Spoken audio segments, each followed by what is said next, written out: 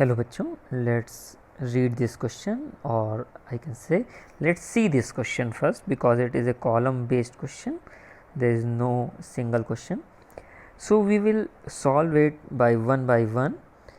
And if we talk about the key concept of this question, then key concept is reversible and irreversible isothermal and adiabatic process. उनसे related ये फार्मूले हैं, तो आप यहाँ पे ध्यान से देखें ABCD में यहाँ पे मात्र फार्मूले ही आपको मैच कराने हैं। तो आपको ये एक थ्योरेटिकल टाइप का भी क्वेश्चन कह सकते हैं, जिसमें थोड़ा सा लॉजिक आपको लगाना है। तो यहाँ पे सबसे पहला अगर हम देखें कॉलम ए का, आइडियल गैस के लिए फर्स्ट स्टेटमेंट है आइसोथर्मल प्रोसेस रिवर्सिबल टाइप का। तो बच्चों रिवर्सिबल आइसोथर्मल के लिए जो वर्क का फॉर्मूला होता है वो ये आपका R वाला होता है -2.303 nRT log V2/V1। और उसी में अगर आप ऐसा कहें कि P1/P2 V2/V1 के बराबर होता है, तो आप अगर ये पुट करेंगे तो इस फॉर्मूले तक भी पहुंच सकते हैं, जिसमें माइनस हटा दिया गया है ताकि वो फिर से P2/P1 आ जाए।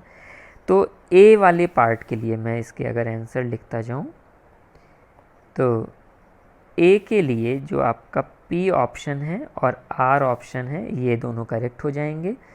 और उसके बाद देखें कि जो S वाला है वो भी करेक्ट होगा। बेसिकली S में आपको बता दूं सबके लिए कॉमन है, क्योंकि कि S में वर्क का एक बेसिक फार्मूला लिखा है। वर्क जब हम डिफ़ाइन करते हैं इट इज़ -PdV, तो वही यहाँ पे लिखा हुआ है।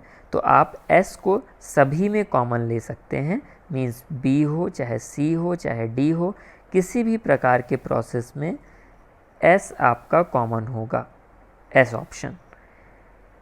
तो A के लिए P R और S हो जाएंगे, Q नहीं हो सकता बिकॉज आइसोथर्मल है, तो T2 और T1 का कोई मीनिंग नहीं है।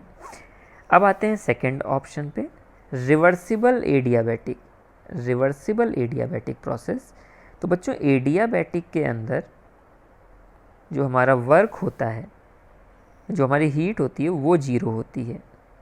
हीट जीरो होने की वजह से डेल्टा यू ही W हो जाता है। तो आप देखें जो Q ऑप्शन है वो आपका W के बराबर और डेल्टा यू को दिया गया है NCV डेल्टा T से। तो जो B ऑप्शन के लिए सबसे पहला ऑप्शन जो आप यहाँ पे चूज़ करेंगे वो हो जाएगा Q। इसके अलावा R और P अब नहीं हो सकते क्योंकि वो बेसिकली आइसोथर्मल के लिए थे, और S जैसा कि मैंने कहा सबके लिए कॉमन है।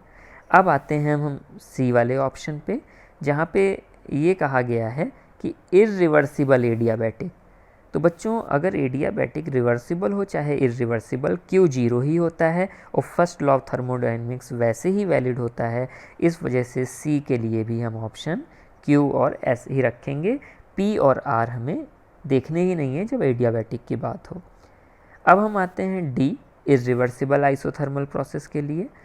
तो बच्चों इर्रिवर्सिबल आइसोथर्मल होने पर जो आपके ये वर्क के फॉर्मूले थे ये वैलिड नहीं रह जाएंगे जो फर्स्ट ऑप्शन के लिए थे, क्योंकि इन्हें इंटीग्रेट करके प्रॉपर प्रेशर को चेंज होते हुए मानकर ये सॉल्व किया जाता है। तो P और R के फॉर्मूले जो थे ये आपके सिर्फ रिवर्सिबल आइसोथर्मल के लिए होते हैं, इर्रिवर्सिबल के लिए नहीं, क्योंकि इर्रिवर्सिबल में P एक्सटर्नल कांस्टेंट होता है, बट S ऑब्वियसली वैलिड होगा।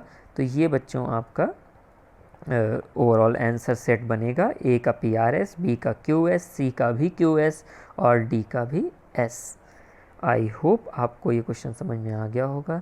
Thank you and best of luck.